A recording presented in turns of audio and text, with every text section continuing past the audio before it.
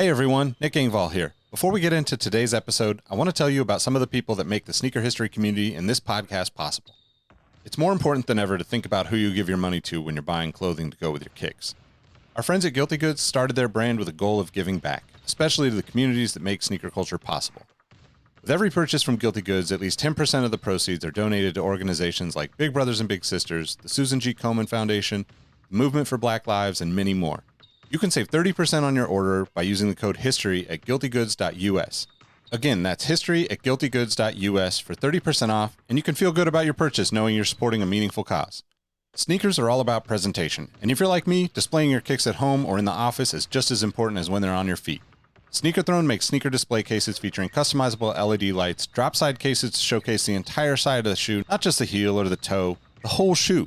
They've also got display cases for trading card collectors and hat collectors. To me, it's the perfect way to display your collection. You can save at least 10% on your Sneaker Throne order by using the code HISTORY at sneakerthrone.com. That's history at sneakerthrone.com.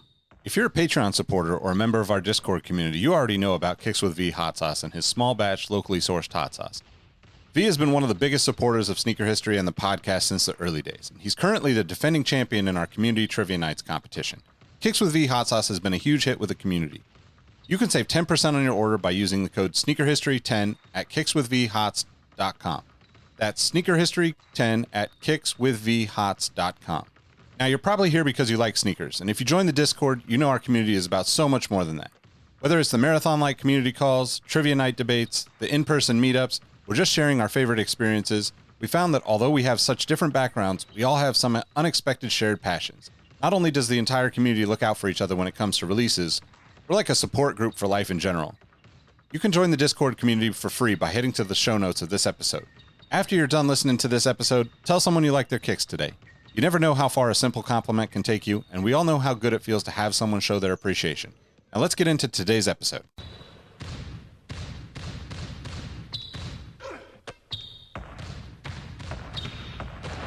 Jordan trying to shake off Starks. Oh, what a move!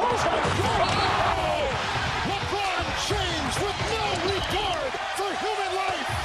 Final seconds. Bryant for the win. Iverson against Gill. The crowd on its feet. Allen for the win. Welcome to the Sneaker History Podcast. What up? What up? Welcome back to the Sneaker History Podcast. My name's Nick Engvall, and I'm with my guy Robbie Falke tonight to talk some kicks. And it's a special day today because it's Air Max Day. What's going on, man? How you doing? It's good. I had to make myself go put on a pair of shoes and do a little bit of household celebration. But this is one of the few, like, quote unquote sneaker holidays I feel like is legitimized. It's like everybody has kind of accepted it. It's not like Mamba Day where there's a lot of like not Laker fans out there and stuff. Like, don't partake. I feel like Air Max Day is something any sneakerhead can get behind. I did the same thing. I had grabbed some stuff from storage, like I guess like a week or two ago now, thinking like, okay, well, Air Max Day is coming, so I should grab some Air Max to wear. I mean, I haven't left the house today, but I threw them on and posted some pictures, and I mean, I'm wearing them now, but I'm like just chilling in the house, so it's not like I'm really wearing them either. But yes, what is that? You just said them. What shoe? The 10th anniversary Nike Town Air Max 90. So 2007, released at San Francisco Nike Town. Well, released at the party first, which I did not go to. I wasn't actually around for the release. I ended up picking them up after. But then they released in store. I don't know exactly, but I want to say it's like the party was like on a Thursday and the shoes dropped on the Saturday or something in store, whatever's left. And only 150 pairs made, but they've got, so everybody should be familiar with the LA Nike logo. That's kind of like a little, I don't know, it's not cartoony, but it's almost like the NYC logo. LA had more of a graffiti look to it. And Nike made the same thing for Nike Town in San Francisco back when it was called Nike Town. So there were t-shirts and, I think there were like some, snapback hats and stuff back in the day, not necessarily tied to this release, but this particular shoe happened to be like 2007, which, me as a baseball fan and as a San Francisco Giants fan, that was the year that the All-Star game was going on in San Francisco. So the shoe is actually black and gray and orange and, for San Francisco, for the Giants. It released, I think, I want to say is after the All-Star game, because I think All-Star game is like probably like a June or July. And then this release happened, I might be off, but like September, I think October, maybe it was a little bit later. But yeah, by far my favorite Air Max of all time, just because, I'm a big fan of the Giants. I'm a big fan of the Air Max 90, San Francisco, Nike Town back in the day. Like this is like the epicenter for me, like when, before things really became massively popular. Sneakers were always popular since, the early years of Jordan and all that stuff. But, on a like crazy level, social media took things to a next level, a few years after this, right? Like 2007, you were still posting to MySpace and stuff like that, or just to the forums. And, like the next couple of years right after, Twitter blew up. Then a couple of years after that, Instagram, Facebook, obviously. I guess that's kind of spoiler alert for this episode, but that's by far my favorite Air Max of all time. And one that I don't think will ever leave my possession. You'll go 6 feet under in that shoe. Yeah, basically. How about you? What'd you rock today? I put on the Air Max 1, just the red anniversary pair from a 2017. I figure it's only fitting to wear the one that started it. Yeah, I mean, a funny thing about it, I didn't start appreciating Air Maxes, like the runner Air Maxes, the OGs, until about 2016, 2017. I could not have cared less before then. But the OGs always kind of spoke to me from afar. And when I finally got my hands on the red and gray, I was like, damn, I now understand it. So I started buying more Air Maxes since then. Not my favorite, but that's what I rock today. I almost I think on Friday, which is tomorrow when I get paid, I'm going to buy the Air Max 98 Tour Yellows from Soul Supremacy because they're brand new and only $200. So I will pay $20 over retail for that gorgeous Michigan-like shoe. So more to come. But yeah, the Air Max 1 is the one that started it for me. It's what I rocked today. I think the Air Max 1 is one of those shoes that, especially like that particular colorway, either red or blue, but like the red one being like kind of the iconic original Air Max shoe, is one of those shoes that if you're a sneakerhead, you kind of have to have that shoe in your collection, or at least a version of it. It's such a simple shoe to wear now too, because it's mad comfortable. And I mean, honestly, they come out like they come out frequently enough to where they're fairly easy to get without them being too crazy in price. And I actually just saw they restocked this week on Nike. A few people posted screenshots that they were able to pick them up. But I guess like that kind of leads us in to this episode. We want to talk about Air Max Day and Air Max releases in general, but like mostly Air Max Day releases and, some of our favorite Air Max over the years. But so I guess kicking it off, inspired by that original Air Max 1 in like the University Red. I want to say the very first Air Max Day was 2014. Yes, sir. 2014. It's when they did the Yellow Soul Air Max 1. Because if you have an OG pair, they are for sure yellowed all throughout that midsole. So they did a specifically yellow. And then, again, that was before I started messing with Air Maxes. In retrospect, I really, really, really wish I would have attempted to buy that shoe. Because when I see it now, I absolutely love it. So I was originally not a fan of it. I like that it has like the 326 for Air Max Day. I was a little skeptical towards Air Max Day being like a day. when this first happened. And, nothing against it, but it was just kind of odd, and it felt forced at first. And now that everybody's kind of embraced it, and we all are just like, okay, cool, we'll break them out today. I appreciate it. I wish other brands would do that. I wish other models had that kind of thing, right? Like the same way you do for Kobe, right? With like Mamba Day. I think this is a cool way for people to like feel connected to the brands and to the, the culture and the community that surrounds sneakers. And, but it's interesting because when that released, I was not a fan of the yellow. It's almost like it's not. So just to clarify, I think most people that are listening probably know this, but there's been like a yellowed, like kind of vintage Air Max 1 release, but this yellow originally for Air Max Day was like almost like a bright neon yellow. And it was Volt. Yeah, no, I mean, it was like more like a university yellow, but it was a very deliberate yellow. Yeah. Like they made a low outsole. Yeah. It wasn't like, some of the stuff where we see where it's like kind of looks like it's aged. Right. And I thought it was just odd because the model itself doesn't look good with that yellow on the red, in my opinion, but it's grown over me. And I think like the cultural significance of it and like the fact that it took off and became an annual thing, it makes me want it. I did pick up like one of the original Air Max Day t-shirts that I've got somewhere, but I do want to say, like, I'm going to get really nerdy here. So this might be too much for if you're relatively new to sneakers, or if you just don't get too deep into the weeds, which I don't blame you. It's a curse, it's by far a curse, not anything more.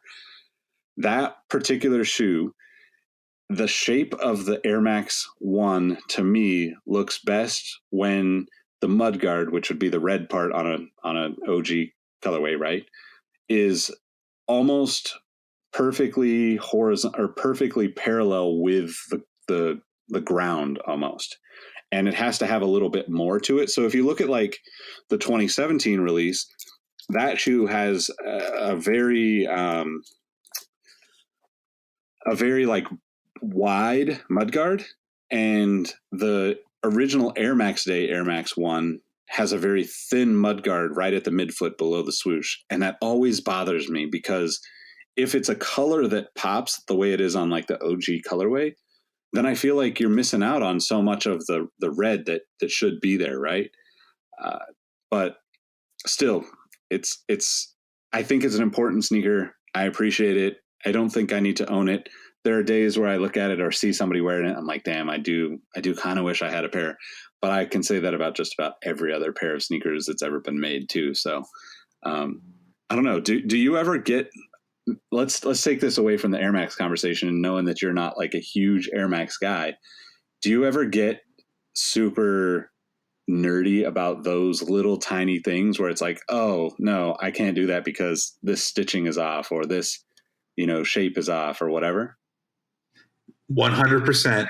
And it's with the Jordan 1. So the toe box in some recent retros will be super squared. It'll be rectangular almost at the toe, and it should have that soft kind of angle like a toe does to the front. Like think of like Chicago ones from 2015 versus like the court purples that are coming out, or any kind of like the newer Jordan ones. They're very squared. The mudguard and the Jordan 11, obviously. Let's put it this way: Jordans are the only line I do that with. Kobe's haven't had enough retros, and they've been faithful for the most part. I was hesitant at first if they would retro LeBron's with his new King logo or the old LBJ 23, and I'm very happy to say that they do the new one. So that would have been a qualm. That would have been a deal breaker for me. But for me, it's more the variants of Air Maxes. Like, I'm a stickler. You said that it'd be good to have a version of the Air Max 1 in red. Like, I can't do a version. I have to have like the original construction.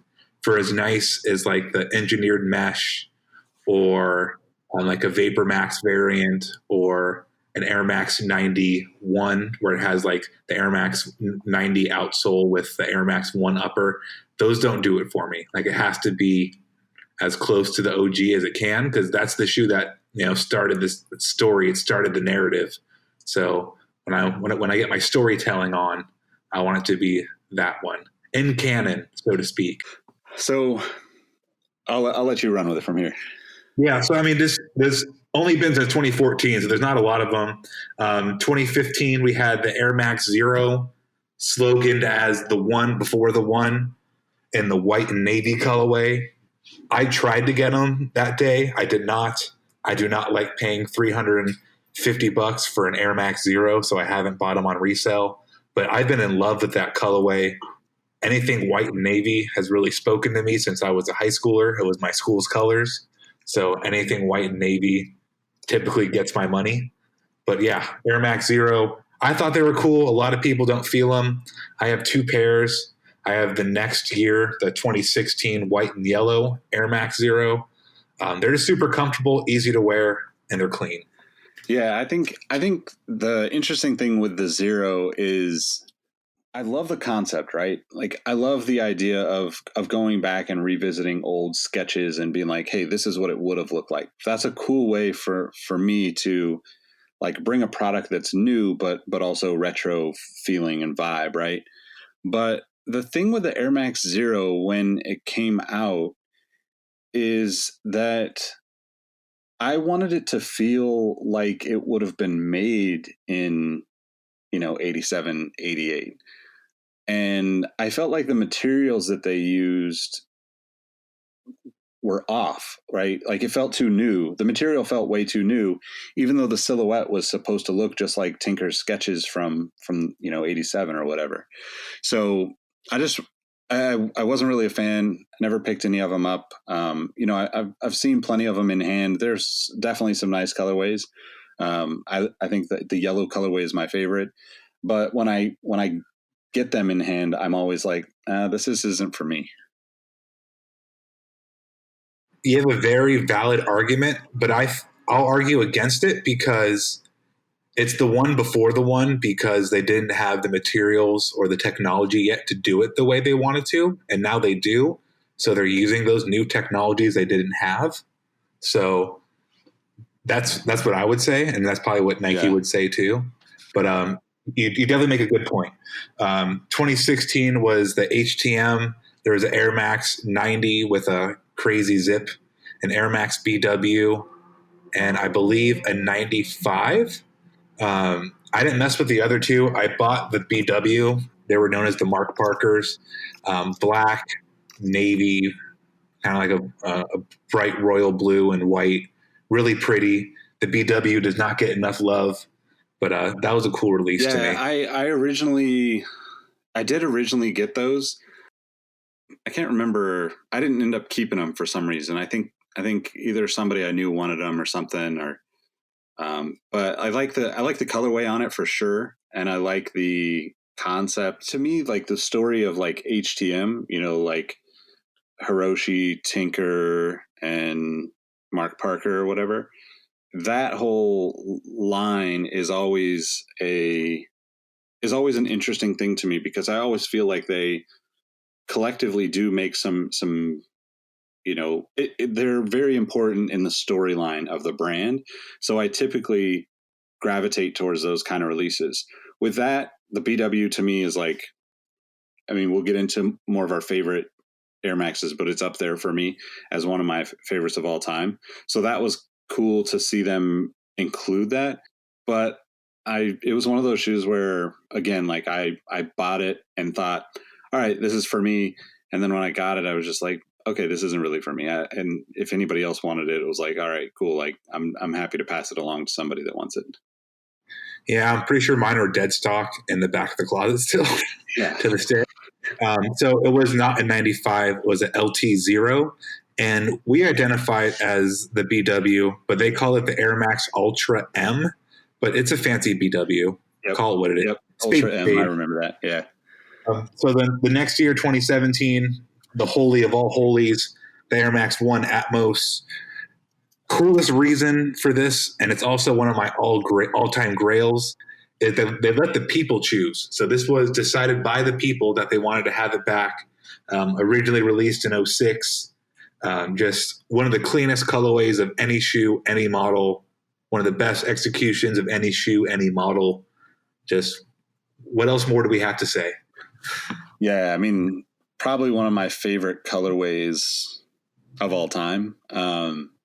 So I think it actually released in 2007. We should check that real quick, because I say that because I think that it happened to be on the 10-year anniversary for that re-release. But regardless, really dope. That, like, you know, clear jade or whatever it is, that teal color that's on the Atmos stuff. I think that if you could take that colorway and put it on damn near any other piece of footwear on the planet and do it tastefully, it will always look good. That's how much I appreciate that colorway. Yeah.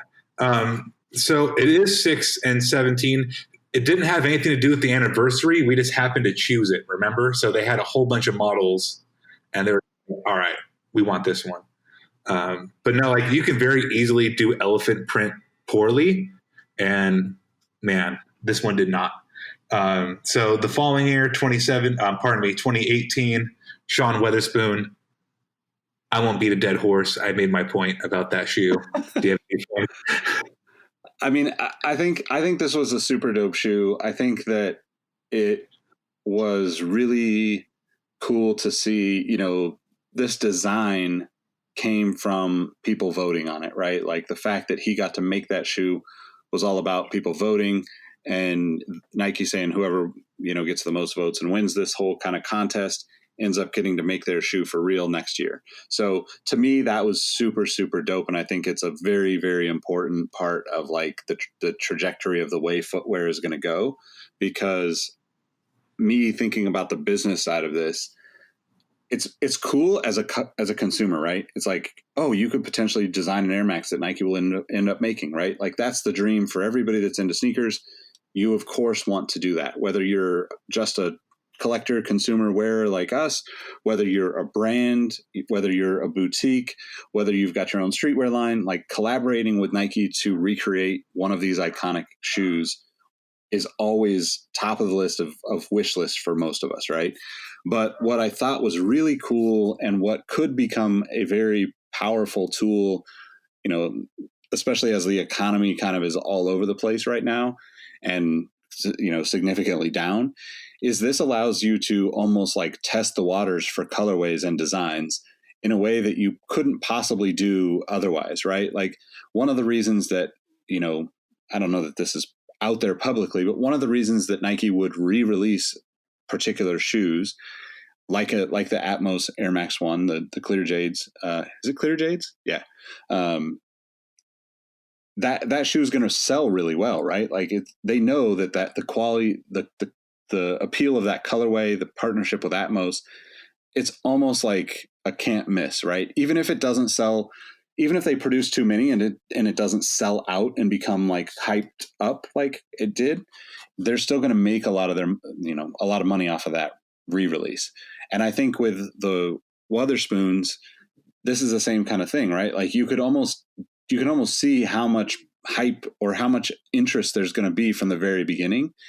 And to me, that data is super powerful. So if you can do this as a brand, you know, this is a really cool thing to do. Granted, to keep people's attention and to still be able to sell that shoe, you know, a year later, really takes, I think, somebody that has, you know, enough followers and a sizable audience to really sell the shoe. Because there's plenty of people, you know, I think, you know, we could all probably point to collaborations and that, you know, that they just don't have the following that are dedicated enough. Like, at the end of the day, not all of us are willing to put up money for the people that we're just following on social media. Like, some people, you know, you're trying to support because they're close, or you like them, or you appreciate what they do. And a lot of you do that for us. So we appreciate that.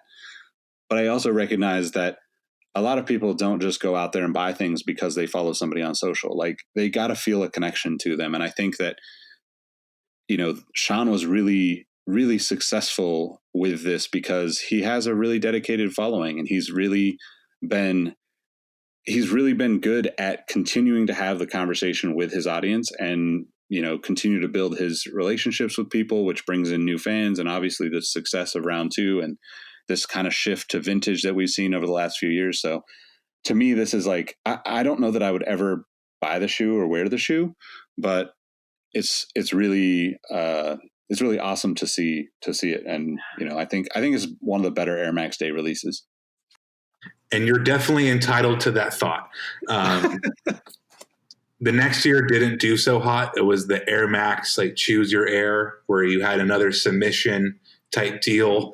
And there was like a Seoul, Spain, London. These are people, not specifically regions, but a lot of them were based off of where they were from.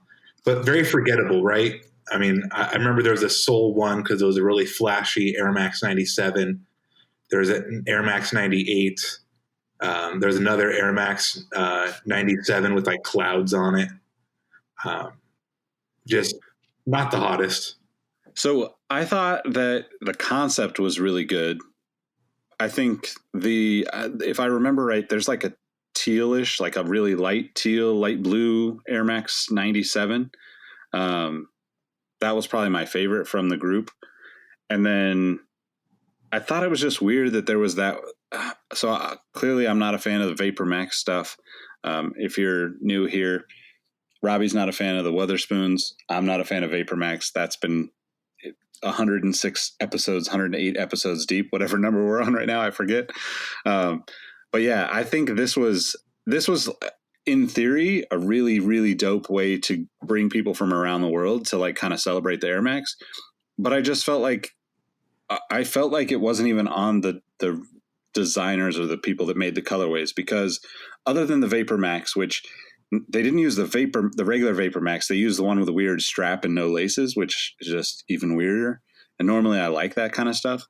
But the fact that they didn't like have a lot of energy around these releases, I felt like that was the miss, right? Because the Soul Air Max 97 is a really great colorway. Like all three of the Air Max 97s from there's the Soul, the light blue, kind of looks like a Houston Oilers colorway 97, and then orange and green or something, orange and yellow. I can't remember, and I don't have it in front of me, but that's definitely.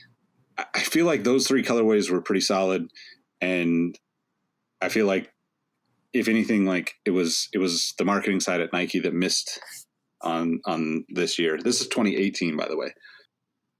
Was it? Oh, they did it 2 years in a row. Did they? Yeah. Oh, so wait. So no, sorry. The contest happened in 2018, right? Yes. And then these particular shoes released in 2019. Correct.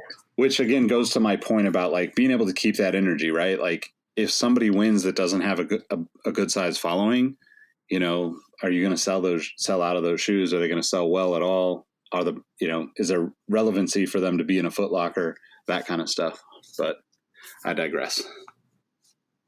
There was a cool maze pair of like Air Max ones. They were like a Tokyo maze. But yeah, not the hottest. So that's kind of all of Air Max Day. This year we got the liquid metal pack, the Air Max 2090, and the orange duck camo. I struck out on 4 different places on the duck camos today. Yeah, womp, womp. I'm not a fan of duck camo, so I didn't even attempt. It only works well for me if it's really bright and wild, and the orange does that. So that's Air Max Day in a nutshell over the past 6 years.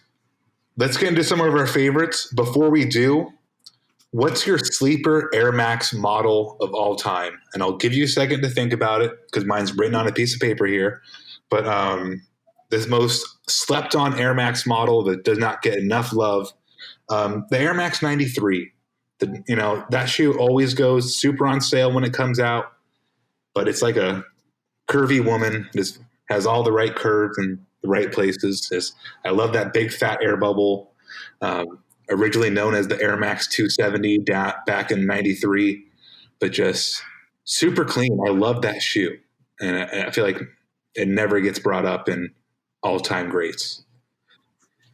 Well, so before I share mine, I have a theory on this, right? Because like when I was at Finish Line, helping with when you're involved with a company like that, and you're kind of like one of the few really passionate sneaker people that can kind of add their input. Like I'm always the type of person that's talking to everybody, like I'll get my job done, but I also want to help anybody that I can to, challenge the way they're thinking, bring up ideas or concepts. So like I used to talk to the buyers there regularly. And I think that what happens is that the Air Max 93 is a shoe that also looks very, very similar to the Nike Air Burst. And it also looks very, very similar to the Air Max 94 to most people. So I think that like you and I spending, hours a day looking at sneakers, we're always going to see the difference in these shoes. But the average consumer, I don't think, sees the difference in those shoes when they see them on the wall. They just see the colorway, the big air bubble, and it's like, if the colorway is hot, then they're in, right?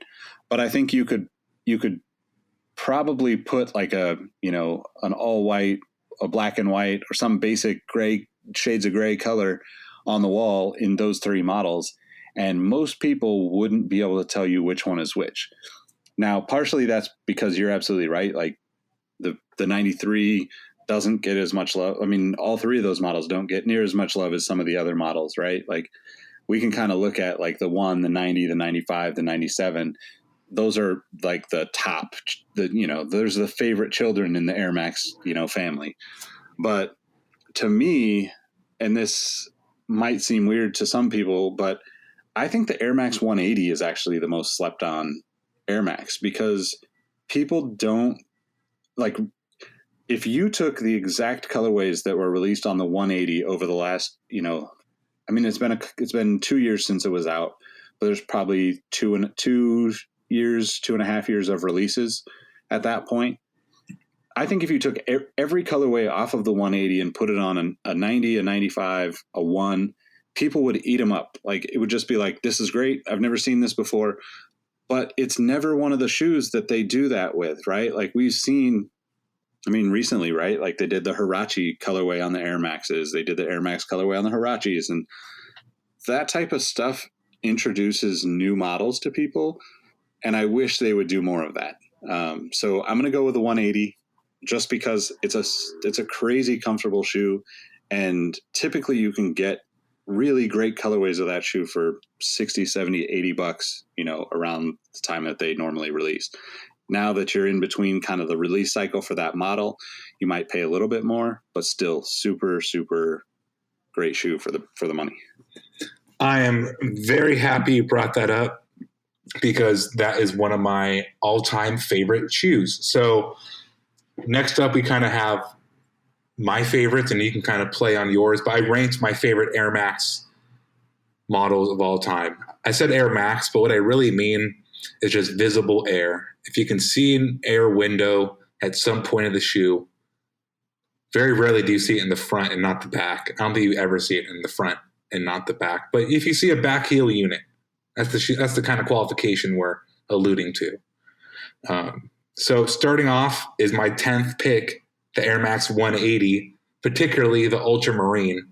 That colorway does get used on other models. To your point about like the Huarache Air Max 1 kind of collabs or clashes going on. That Ultramarine is just one of the cleanest, crispiest, most comfortable shoes Nike ever has made. Very, very true. And again, this is like exactly my point about the colorways that go onto that shoe. I think if you took that and threw it on any other Air Max model, people would be like super stoked to get their hands on it. But I'm gonna let you run through your list of 10 because I'm gonna go down on mine and I'm just gonna pick 5 specific colorways of Air Max that I really love. that work? Of course it does. So I'll just do my ninth one then. A shoe that I know you will not like then, the OG Vapor Max from 2017. I never thought I would see that much air in a shoe. I never thought they'd be able to get rid of the outsole for the most part and have you be completely on air. I like the futuristic look. I'm referring specifically to the first pair in Flyknit, because you made up a very, very good point earlier about how that the strapless doesn't look good. I don't like the strapless. I don't like the utility. I don't like the next two models that followed. Just the 2017 Vapor Max was a very, very good shoe in my book. One of my favorite Air Maxes. So I have a question for you in regards to the Vapor Max Air. Now, I know historically and lineage wise, the Vapor Max is more air than everything else. But my personal feeling is that around 2014, maybe 2015, the Air Max 2015 had like a Flywire upper kind of overlay, and it had a full bag. Like, it was, to me, one of the like better Air Max models in the last like decade or so. And going further back, you could go back to, Air Max 360 or something like that, 2006 or whatever. They all claim to kind of have like the full air, midsole setup, but they're all slightly, they advance over the years. Do you think that there's a noticeable difference? And I, just to be, transparent, I haven't ever worn an Air Max signature model. I think the 2016 is the last pair that I've owned a pair. So all of them have been like not enough change for me. Do you think there's a difference between all of those Air Max models, or do you think you can feel a difference on foot? Or do you think maybe, so you personally, but then taking that a step further, like would the average person just buying a pair be able to know the difference? I've worn all of them, so I can 100% say yes. So the 360 had all that extra bulk. It had air pockets through full length. So it was 360, but they were all in little pods separated by plastic with an outsole still on it. Starting in 2010, that's the first year they had the full length Air Max from front to back, one whole big bubble. And those did also have a big part of rubber on the outsole, and it got really thin towards the front. So from 2010 to like 2018, when they stopped or I think it was 2017 is when they stopped making 2015, 16, 17 yearly named Air Maxes. By that time, it was much thicker in the front of the shoe, and it was full length. But the big difference and the main thing Vapor Max does is as you rock to each part of the shoe, from the heel, lateral, medial, rolling up on your toes, you can feel more air and more contact. Like there's better it moves more independently. It's much more rigid from 2010 to 2018. That full length air, you can feel it moving in each area, but it doesn't squish independently. Like the Vapor Max gives you a sensation with each step of just the most air. So it's closer to the ground, and it's more air, and it's more flexible. So I think it gives you the feeling and appearance of having the most air humanly possible. All right. That's fair. See, I guess we each have our own nerdy things, right, with shoes. Well, For sure. Yes. I'm trying to think and I didn't pull it up yet, but the 2010, so the first year that they did do a full length air unit, is that the one that has the upper that looks almost identical to the Lunar Glide of the same year? It's like a mix between a Lunar Eclipse and a Lunar Glide of that year. It has that same okay, fake Flywire. Yeah. Okay, cool. I was picturing it, and I was like, I don't know if that's it or if that was like the second version, but it is kind of interesting because as far as the air bubbles, to me, like I should try some. I'm not going to cave on my my disdain for the Vapor Max, but maybe I'll find like a 2017 and give it a shot and see if I feel the difference. Or maybe I'll just, add it to the list of to-do things to do after I get out of, stay at home quarantine. Well, funny story before we go on to the next shoe. My first Nike dress when I worked at a Nike town was the Air Max 2010. And then a month later, they switched. So I got the Air Max 2010 and 2011 for free. And I very much liked both of those shoes. But that's just a weird retail story. So coming in at number 8 for me, we have, I can't count. The Air Force Max 93, the Charles Barkley. That's kind of what we need to refer it to as. Just the Charles Barkley, the strap on the midfoot. That shoe looked great then. It looks good now. I just love that shoe. Like the white, purple, black with the 34 on the side. Sign me up. Yeah, that's a dope shoe. What's next on your list? So next up here at number 7, we have the SC Trainer High, also known as the SC Trainer 3 from 1990, specifically the Auburn colorway. That shoe is just the all-time classic. Bo Jackson's a myth, a legend.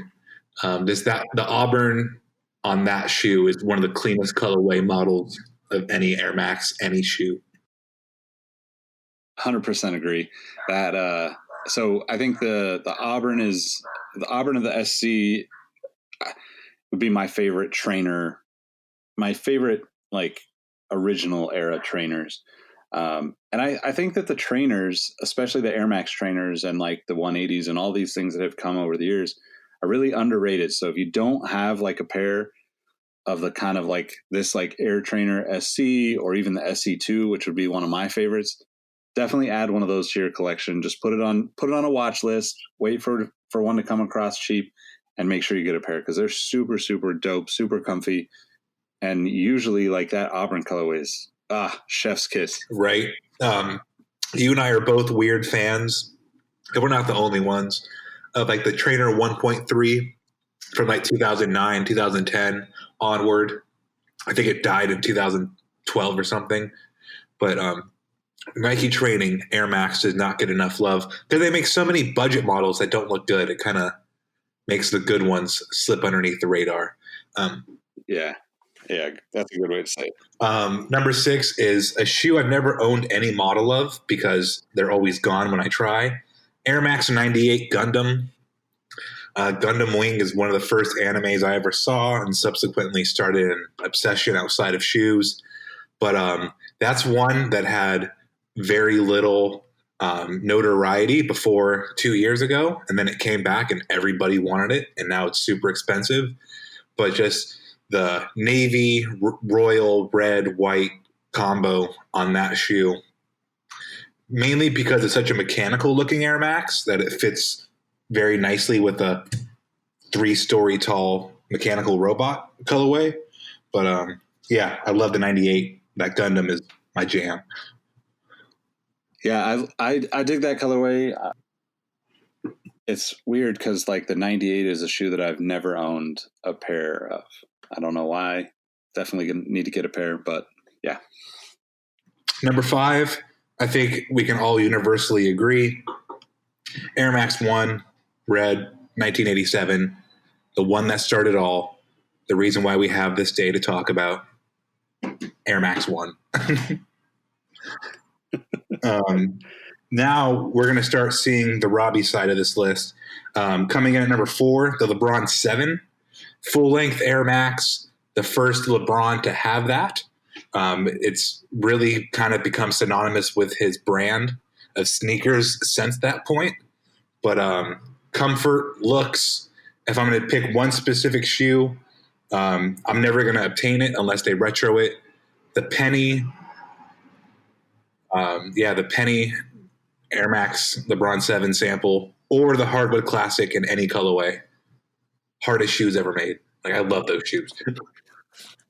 Yeah, I mean, those are – I don't even think of those when we're thinking of Air Max, but yeah, for sure. Like that Penny is like gorgeous, and either the Hardwood or I guess I should say any of the hardwood, because there's three of them, right? There's the orange, the blue, and then there's like kind of like the blue suede versions. Yeah, all those are top tier.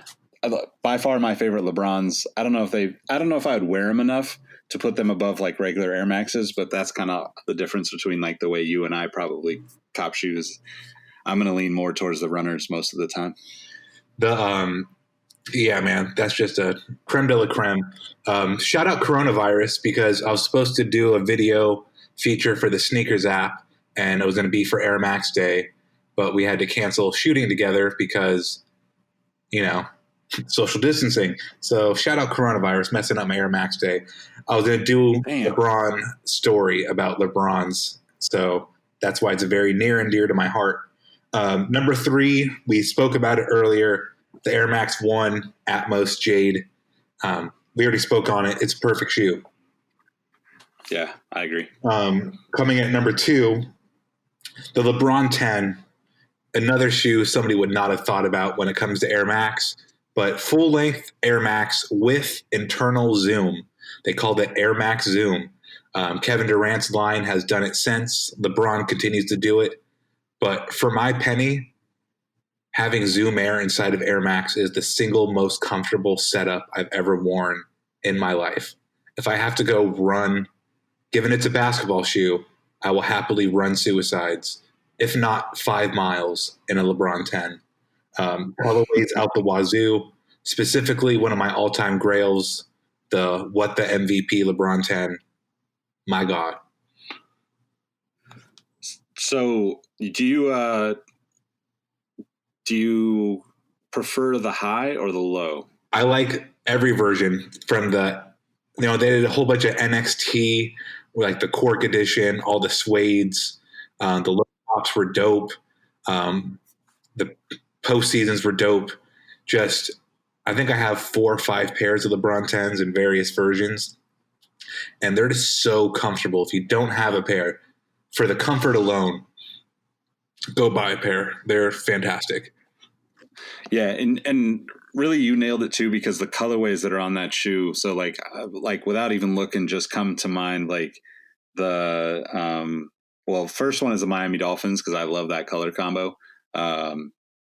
Obviously the Corks and the I forget what the suede one was called. What was that suede one called? Like it was like the cigars or something. There was 4 or 5. There was a black and pink.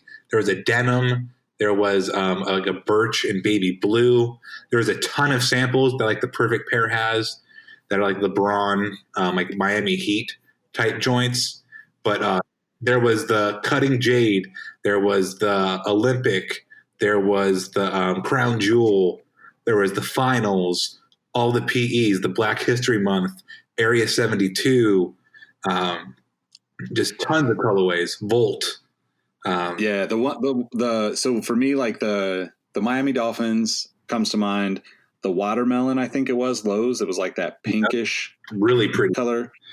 Yeah, and then I know Jacques Slade has a pair.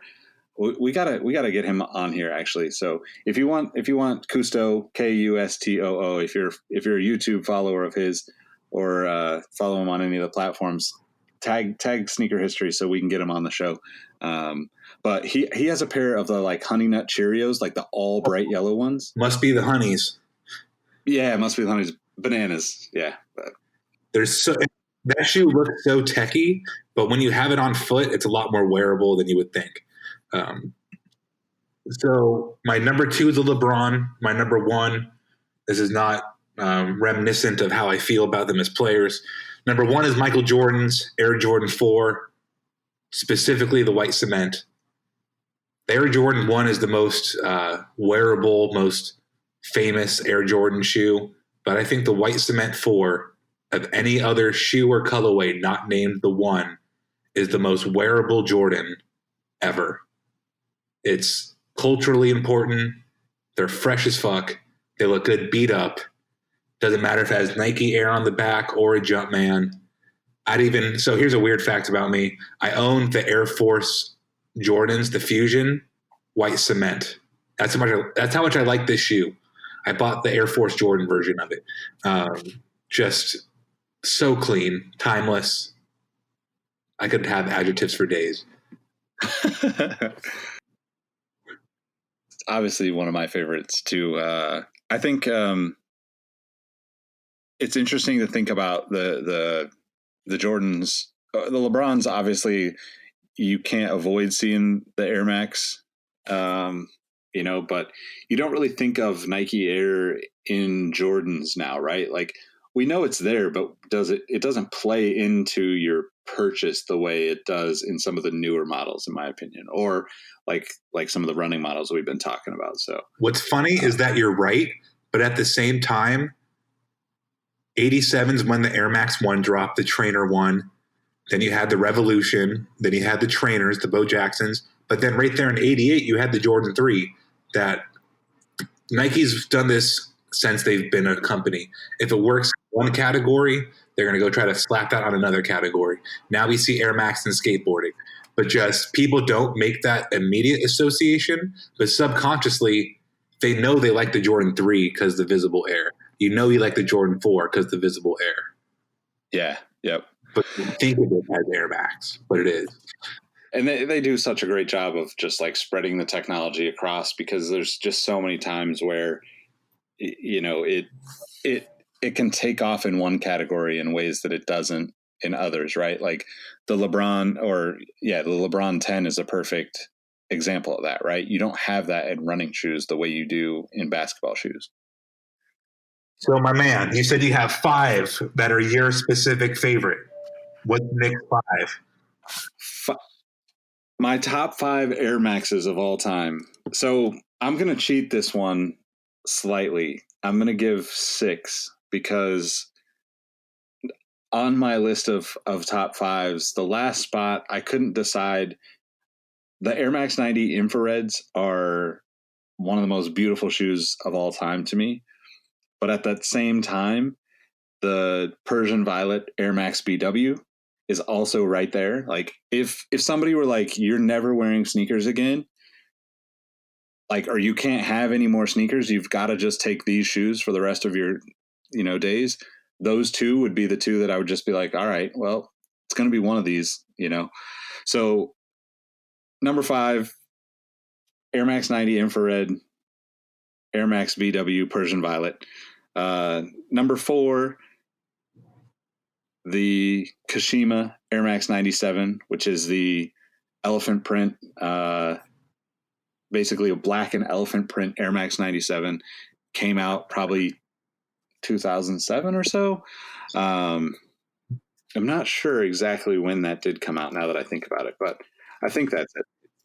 No, it's basically a freaking Supreme Dunk, but in Air Max 97 form. I'm really happy you brought up the Air Max 90 Infrared. That would have been one of my first shoes I ever bought, but just I couldn't get them. They sold out.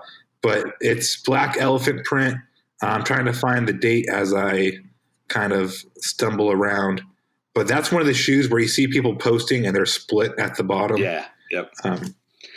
2006. So 2006. All right. So next up, number 3 is going to be the Nike Air Max 95 prototypes, which are a Meta sneakers collab. It's basically the original Air Max 95 was, the gradient with the volt or neon with the gradient up to gray, right? And the top of the shoe is like the dark gray with the 3M tongue. The prototype version that Meta did, which was the Ueno, has like the Ueno embroidery on the tongue, is a black tongue. So the top of the shoe and the liner is black. Released in 2013. I never saw it available anywhere, so I never got a pair. It's always kind of been on the bucket list. I think that it only released in Japan, which is probably why I was never able to find a pair. But easily, like, if I was going to wear an Air Max 95, that's the shoe I would choose. It's so funny because literally about 20 minutes ago, Ronnie Feig posted his Air Max Day post, and he posted those as his favorite of all time with 2 other unreleased sample variants of it. Go to Ronnie's Instagram when we're off the line, and go soil yourself because they were gorgeous. Yeah. Damn.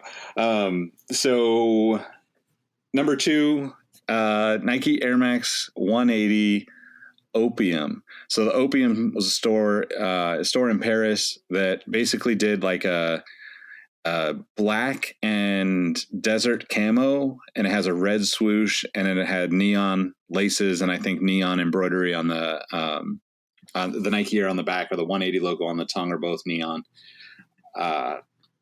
So normally I would not suggest an all leather shoe when it comes to running shoes. Specifically with the Air Max 180, I feel like it's better to have suede and mesh, but this one has a leather toe, and it's still like probably, I mean, if I didn't have the next shoe on the list, this would be it, right? So that shoe, it creases so bad, so the leather is very it's a bold choice. And a lot of people confuse this with like the Kanye West collabs because they look kind of similar. But yeah, the Opiums are crazy joints. Yeah, and I mean, now they're ridiculously overpriced, in my opinion. I've seen them for like $1,500, $2,500. But last on my list, you probably already know if you were listening and paying attention in the beginning, the Nike Town Air Max 90, it's Nike Town San Francisco Air Max 90, 2007. It was like I think 150 pairs, which I'm just grateful to have one. And yeah, man, this Air Max is, I mean, honestly, like I could probably go through and make like a list of like 100 pairs of just Air Max runners that I love. So if anybody wants me to do that, just nag me on social media and eventually I'll do that. But it's going to take me forever if I actually do. So I probably shouldn't have said that, but I'm happy you got into the weeds with some rare colorways because I didn't want to get into the weeds. So that's a crazy list. A lot of them I completely forgot about. So yeah, I mean, it's just, I think like it's interesting because like depending on when you jump into the Air Max, especially with runners, right? Like it can be intimidating because there's so many great colorways out there.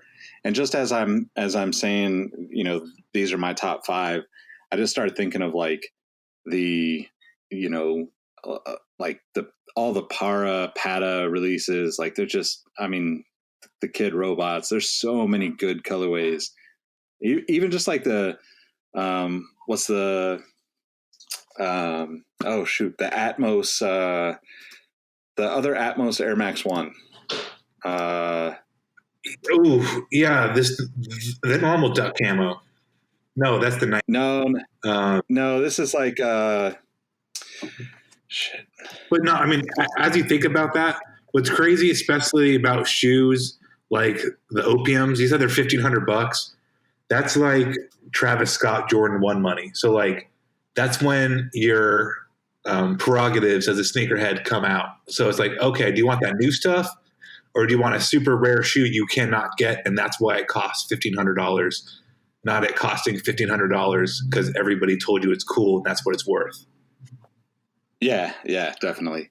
I was thinking of the Viotex, Atmos Air Max 1 Viotex, which is like, I mean, this is the thing that I really love about Air Max runners, right? So that shoe is from 2003. It was like basically 3 or 4 shades of brown with a purple swoosh and white accents and gold, white and gold accents. That's never going to be like a basketball sneaker colorway, right? So, well, maybe now like you could get a LeBron story and remake that colorway. But like back then, that shoe is just, it's so out there, and it was so cool that they're doing that. It's almost like SB, right? Like SB would try some crazy stuff like that, which, as much as those kind of like that hype around like 2003, 2004, when everything started to kind of blow up, I love that era too, because people were just trying different things and throwing things out that you just don't normally think about. And now looking back, I think a lot of people have much more appreciation for those shoes than they did the first time around. Exactly. So let us know what you rocked for Air Max Day. Let us know what your favorite Air Max are. Like we'll throw this. I'll make a post on the site. We've been posting about Air Max Day all day today, but we wanted to put this together to talk some more Air Max shoes while we're, I guess 6 years deep into Air Max Day. So looking forward to hearing what your favorite Air Max shoes are and why. And maybe you'll introduce us to some colorways that we haven't seen before. So, yeah, man. Anything else before we get out of here? I feel like that was pretty comprehensive. We had deep looks, we had overviews, we had history lessons. I think that was a good Air Max Day episode. Yeah, I agree. Well, you can follow me at Nick Engvall on all the platforms. Just more importantly, just follow at Sneaker History everywhere. And let them know how they can find you, Robbie. You can find me at RAHBEE702. I might be changing that soon. It's just hard to find new Instagram names without it being taken already. But yeah, follow Sneaker History. Make sure you go back and listen to some of our old episodes, especially since you're sitting at home listening to an hour of this. Go pump in another hour on another episode. Yeah, and we appreciate everybody rocking with us, and we'll catch y'all next time. Peace. Later.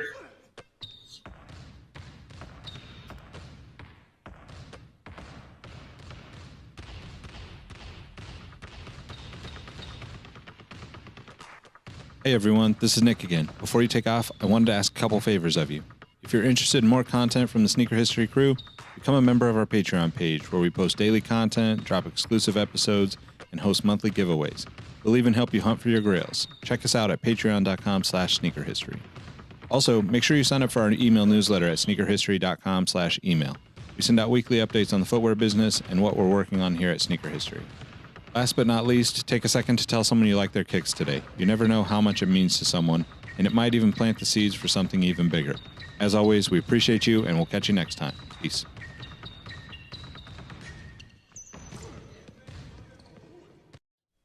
Hey everyone, this is Nick again. Before you take off, do us a solid and head over to Apple Podcasts to leave us a review. Give us a rating on Spotify and Amazon Music, and make sure you're subscribed to our YouTube channel because we have even more video content coming soon. Speaking of new content, we have an amazing community of sneaker enthusiasts that hang out in our Sneaker History Discord on a daily basis. While sneakers is a connection point that brought us all together, we've all discovered countless shared passions that we have in common with each other. We recently launched a couple of new podcasts directly from our community. One of them is a Formula One podcast. If you're an F1 fan like me, the Exhaust Notes podcast is your weekly fix of Formula One fun. It's hosted by myself, Rohit Malhotra, and Todd Yates. New episodes drop every Tuesday. I've been wearing fitted hats for years and collecting my favorite teams since I was a little leaguer. It has been awesome to see so many new fans getting into fitteds in recent years. Crown and Stitch is our new talk show about fitted hats with Dexter, Keith, and myself, where we talk about fitted hats, snapbacks, throw in some obscure hats because we all kind of like some funky stuff once in a while, don't we? Copping, collecting, and so much more. New episodes drop every Wednesday. Hit the links in the show notes for this episode to give our new shows a listen, and be on the lookout for more new podcasts dropping soon. Last but not least, tell someone you like their kicks today. You never know how far a simple compliment can take you, and we all know how good it feels to have someone show their appreciation. Thank you all for the support, and we'll catch you on the next episode. Peace.